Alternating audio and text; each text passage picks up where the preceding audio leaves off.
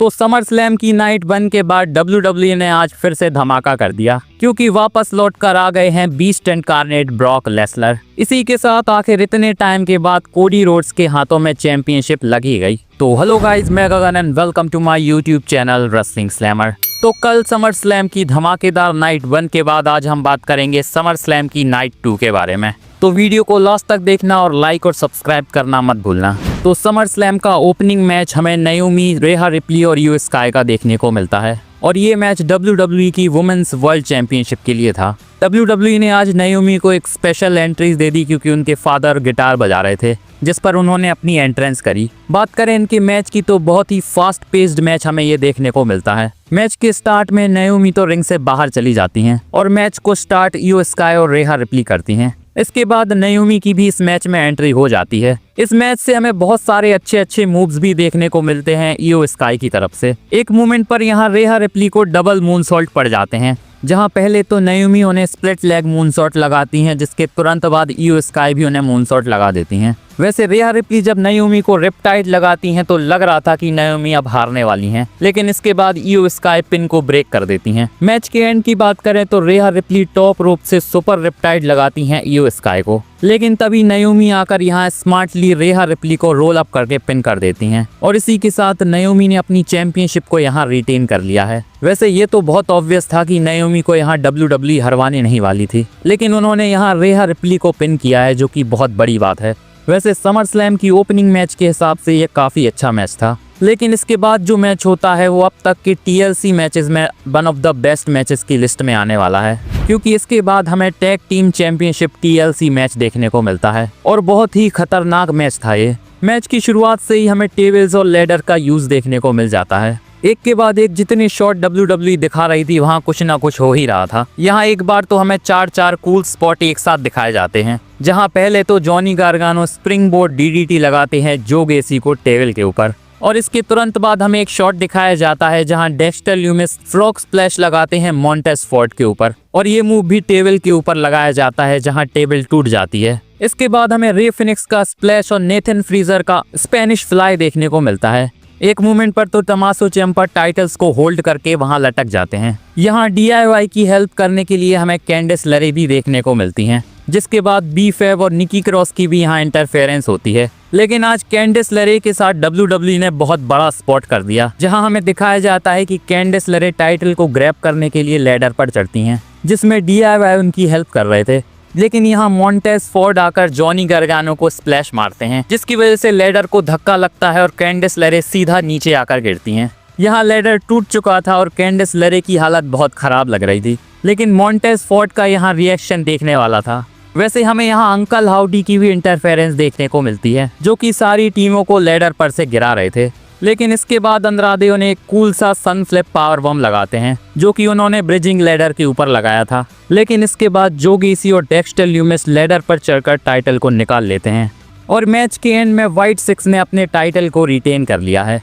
वैसे देखकर लग रहा है कि अब WWE लैडर्स मैच को और भी ज्यादा कराएगी। नेक्स्ट मैच हमें बेकी लिंच और लायरा वल्किरिया का नो डिस्क्वालिफिकेशन मैच देखने को मिलता है, और लैडर मैच के बाद ये मैच भी बहुत ज्यादा तगड़ा था। मैच की शुरुआत में बेकी लिंच कैंडो स्टिक लेकर आ गई थी, लेकिन इसके बाद लायरा वल्किरिया भी क्रोबार निकालती हैं, और क्रोबार देखकर बेकी लिंच की शक्ल पर 12 बज चुके थे, क्योंकि उस क्रोबार ने उनकी स्टिक के 4 टुकड़े कर दिए थे। लेकिन इसके बाद बेकी लिंच लायरा वल्किरिया के ऊपर हावी हो जाती हैं। यहाँ लायरा वल्किरिया के हाथ माथ बांध दिए जाते हैं और उन्हें बहुत बुरी तरह से कैंडो स्टिक से मारा जाता है। ये स्पॉट कुछ जॉन सीना और रैंडी ऑर्टन के आई क्विट मैच की तरह लग रहा था। इसके बाद लायरा वल्किरिया हमें बंधे हाथों के साथ ही लड़ते हुए नजर आती हैं। एक मोमेंट पर शायद गलती से लायरा वल्किरिया के हाथ खुल भी गए थे, लेकिन वो फिर से खुद ही उन्हें बांध लेती हैं। इसके बाद हमें एक फायर एक्सटिंग्विशर वाला मूवमेंट भी देखने को मिलता है, जो कि लायरा वल्किरिया बेकी लिंच के मुंह पर मार देती हैं, जिसके बाद बेकी लिंच हवा में डंडे चला रही थी। यहाँ शायद WWE ने फायर एक्सटिंग्विशर के साथ प्लान किया था लायरा वल्किरिया का हाथ खोलने वाला मूवमेंट, लेकिन लायरा वल्किरिया के बहुत कोशिश करने के बाद भी उनके हाथ खुल नहीं रहे थे, जिसके बाद वो रिंग के नीचे जाकर अपने हाथ खोलकर वापस आ जाती हैं। एक मूवमेंट पर तो बेकी लिंच लायरा वल्किरिया के गले में चेयर फंसाकर उन्हें बहुत बुरी तरह से मारती हैं। इसके बाद एक मूवमेंट पर हम देखते हैं बेकी लिंच क्रोबार मारने जा रही होती हैं लायरा वल्किरिया को, लेकिन तभी यहाँ बेली आ जाती हैं जो कि उन्हें रोक लेती। लग रहा था कि यहाँ बेकी लिंच बेली को थोड़ा बहुत भड़काने का भी ट्राई कर रही थी, जिसके बाद वो बेली पर अटैक भी करती हैं, लेकिन बेली बेकी लिंच पर भारी पड़ जाती हैं और बेकी लिंच की यहाँ बहुत बुरी तरह से धुलाई होती है। लेकिन मैच की एंडिंग की बात करें तो यहाँ लायरा वल्कीरिया के साथ धोखा हो गया। यहाँ बेली ट्राई कर रही थी कि वो बेकी लिंच को मारें, लेकिन गलती से उनका अटैक लायरा वल्कीरिया के ऊपर हो जाता है, जिसका फायदा बेकी लिंच को मिल गया और मैन हैंडल स्लैम के साथ जीत बेकी लिंच की हो गई है और यहाँ उन्होंने अपने इंटरकॉन्टिनेंटल चैंपियनशिप को रिटेन भी कर लिया। वैसे मुझे लग रहा था कि शायद WWE लायरा वल्कीरिया को विक्ट्री दे सकती है, पर यहाँ बेकी लिंच की विक्ट्री के साथ अब इनकी फ्यूड खत्म हो चुकी है, क्योंकि लायरा वल्कीरिया बेकी लिंच की शर्त के हिसाब से उन्हें दोबारा चैलेंज नहीं कर सकती। पर कुछ भी हो, ये मैच कमाल का था। इसके बाद नेक्स्ट मैच हमें जेकब फाटू और सोलो सिकोआ का स्टील केज मैच देखने को मिलता है और ये मैच यूनाइटेड स्टेट्स चैंपियनशिप के लिए होने वाला था। स्टील केज वाली स्टिपुलेशन के साथ लग रहा था कि ये मैच तगड़ा होने वाला है, लेकिन WWE ने इस मैच को बहुत बुरी तरह से बुक किया था। मैच की शुरुआत में हमें इनका थोड़ा बहुत 1-on-1 एक्शन दिखाया जाता है, जहां सोलो सिकोआ स्टील केज से भागने की भी कोशिश कर रहे थे, लेकिन जेकब फाटू उन्हें भागने नहीं देते। इसके बाद सोलो सिकोआ की पूरी MFT की टीम आ जाती है और स्टील केज को चारों तरफ से घेर लिया जाता है। यहाँ जिमी ऊसो भी आए थे हेल्प करने के लिए, लेकिन वो अकेले क्या ही कर लेते, तो जिमी ऊसो की भी यहाँ बहुत बुरी तरह से धुलाई हो जाती है। जिसके बाद टोंगा लोआ और टाला टोंगा स्टील केज के ऊपर चढ़ जाते हैं। वैसे टाला टोंगा अपने साथ कुछ हथकड़ी जैसा लेके गए थे, जिससे वो जेकब फाटू को बांध देते हैं। अब लग रहा था कि सोलो सिकोआ यहाँ आसानी से एस्केप कर लेंगे, लेकिन जेकब फाटू उस हथकड़ी को तोड़कर नीचे आ जाते हैं, जहाँ वो सोलो सिकोआ को केज से बाहर निकलने से रोक रहे थे। लेकिन तभी टाला टोंगा ने स्टील केज का गेट बंद कर दिया, जो कि सीधा जाकर जेकब फाटू के सिर पर लगता है और सोलो सिकोआ केज से एस्केप कर जाते हैं। इसी के साथ यहाँ US चैंपियनशिप को रिटेन कर लिया है सोलो सिकोआ ने, लेकिन बहुत ही घटिया तरीके से। वैसे मैच के खत्म हो जाने के बाद जेसी मटेओ को जिमी ऊसो रिंग के अंदर धकेलकर केज बंद कर देते हैं, जिसके बाद हमें जेकब फाटू की मूनसॉल्ट देखने को मिलती है जेसी मटेओ और टोंगा लोआ के ऊपर, जो कि वो केज के टॉप से मारते हैं। वैसे अगर WWE इसे मैच में यूज करती तो शायद सोलो सिकोआ हार जाते। इसके बाद हमें नेक्स्ट मैच डोमिनिक मिस्टीरियो और AJ स्टाइल्स का देखने को मिलता है और ये मैच इंटरकॉन्टिनेंटल चैंपियनशिप के लिए होने वाला था। आज AJ स्टाइल्स की एंट्री बहुत ही कूल तरीके से होती है। वैसे तो ये मैच बहुत ही फास्ट पेस्ड पर था और शायद इसकी वजह से ही ये देखने में बोरिंग नहीं लग रहा था। मैच में एक मोमेंट पर हम देखते हैं जब डोमिनिक मिस्टीरियो चीटिंग करने की कोशिश कर रहे थे। यहाँ वो चेयर लेकर आते हैं और उसे रिंग पर मारते हैं, ताकि रेफरी को लगे कि AJ स्टाइल्स ने उन्हें चेयर मारी है और यहाँ डोमिनिक मिस्टीरियो चेयर को AJ स्टाइल्स के ऊपर फेंक देते हैं। लेकिन AJ स्टाइल्स भी यहाँ स्मार्ट खेलते हैं और वो चेयर के साथ ही गिर जाते हैं। अब रेफरी ये सब देखकर बहुत ज़्यादा कंफ्यूज था कि किसके साथ क्या हुआ है और इसी वजह से मैच को कंटिन्यू किया जाता है। लेकिन मैच के एंड में AJ स्टाइल्स डोमिनिक मिस्टीरियो का जूता निकाल लेते हैं, पर यहाँ धक्का लगने की वजह से रेफरी डिस्ट्रैक्ट हो जाता है और डोमिनिक मिस्टीरियो उसी जूते से अटैक कर देते हैं AJ स्टाइल्स के ऊपर, जिसके बाद फ्रॉग स्प्लैश पड़ता है AJ स्टाइल्स के ऊपर और डोमिनिक मिस्टीरियो ने यहाँ अपनी इंटरकॉन्टिनेंटल चैंपियनशिप को रिटेन कर लिया है। और अब बहुत ज़्यादा चांसेस हैं कि जल्दी आपको डोमिनिक मिस्टीरियो डबल चैंपियन बनते हुए भी नजर आ जाएंगे। इसके बाद हमें समर स्लैम का मेन इवेंट देखने को मिलता है जॉन सीना और कोडी रोड्स के बीच में। सबसे पहले हमें कोडी रोड्स की एंट्री दिखाई जाती है और इसके बाद होती है एंट्री जॉन सीना की।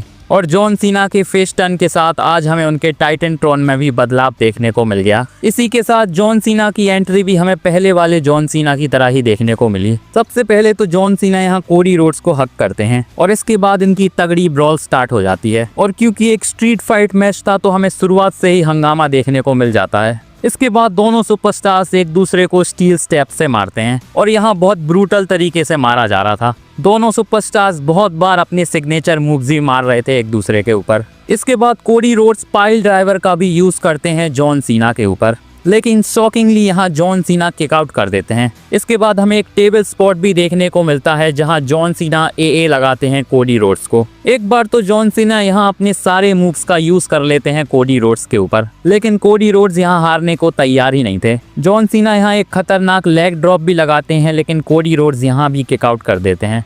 कोडी रोड्स की तरफ से भी हमें यहाँ बहुत सारे कोडी कटर्स देखने को मिलते हैं, लेकिन कोडी रोड्स की तरह ही यहाँ जॉन सीना भी हारने को तैयार नहीं थे। इसके बाद हमें इनकी ब्रॉल क्राउड में भी देखने को मिलती है, जहाँ बैरिकेड के ऊपर कोडी रोड्स जॉन सीना को सुप्लेक्स लगाते हैं। यहाँ ये दोनों ब्रॉल करते करते कोडी रोड्स की एंट्रेंस वाले एलिवेटर पर पहुंच जाते हैं, जिसके बाद हमें एक कूल सा शॉट देखने को मिलता है, जहां जब वो एलिवेटर ऊपर आता है तो कोडी रोड्स हमें जॉन सीना के कंधों पर देखने को मिलते हैं और ये शॉट देखने में बहुत ज़्यादा कूल लग रहा था। वैसे एक और खतरनाक मूव हमें देखने को मिलता है जब कोडी रोड्स टर्न बकल को निकालकर जॉन सीना में मार देते हैं, लेकिन जॉन सीना उसी टर्न बकल की रोप के साथ STFU लगाते हैं कोडी रोड्स के ऊपर। बात करें मैच की एंड की तो कोडी रोड्स जॉन सीना को टेबल पर पटकते हैं टॉप रोप से, जिसके बाद वो उन्हें सैल्यूट करके कोडी कटर लगाते हैं और इसी के साथ इस मैच में जीत हो गई है कोडी रोड्स की और जॉन सीना के हाथों से WWE की अनडिस्प्यूटेड चैंपियनशिप जा चुकी है। यहाँ एक अच्छा मूवमेंट भी हमें देखने को मिलता है जब जॉन सीना खुद ही टाइटल को देते हैं कोडी रोड्स को